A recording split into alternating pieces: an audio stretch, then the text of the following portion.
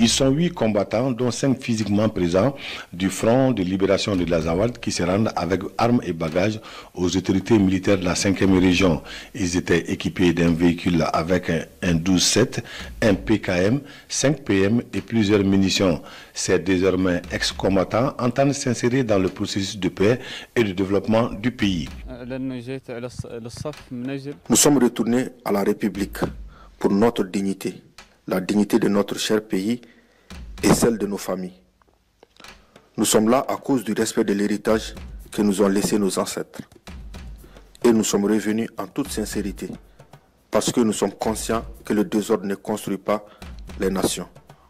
Nous sommes très fiers de notre République et de nos autorités actuelles. Nous saluons le commandant militaire qui nous a réussi et nous saluons tous ces éléments. Mon message à ceux qui restent en dehors des rangs de la République est le suivant. Si vous avez de la dignité, retournez dans votre pays. Quittez la rébellion et le banditisme.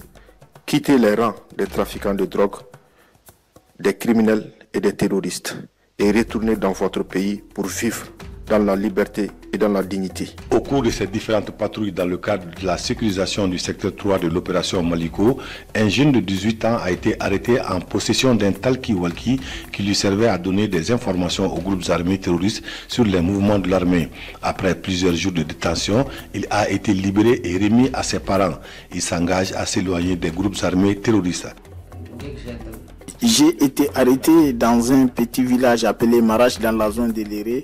Depuis que les femmes m'ont arrêté en possession d'un talki, je suis bien traité ici et rien de mal ne m'est arrivé. Le message que je lance aux jeunes, c'est de cesser de suivre ces groupes armés terroristes et de revenir vers l'armée, de les aider dans la mission pour instaurer la paix et la stabilité vers un Mali uni et fort. Une autre dame et son père ont été arrêtés en possession d'armes de guerre et de moyens de communication. Les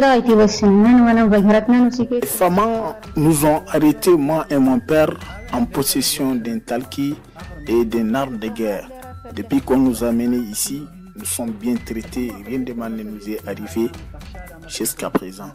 Le message que j'ai à lancer aux gens qui sont dans la même situation que nous, c'est de revenir vers nos autorités, de les aider pour que la paix et la stabilité puissent régner.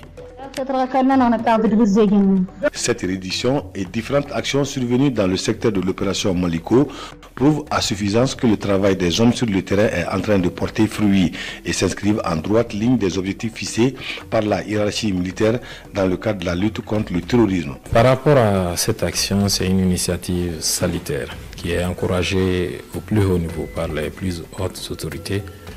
Et c'est aussi le résultat des efforts déployés par les autorités politiques et militaires, ce qui nous a amené à ce résultat aujourd'hui. Donc nous pouvons nous féliciter des efforts déployés, des instructions transcrites en ordre par l'état-major général au théâtre et puis depuis le théâtre jusqu'au niveau des secteurs. Ces actions sont une invite aux autres combattants qui désirent rejoindre la République.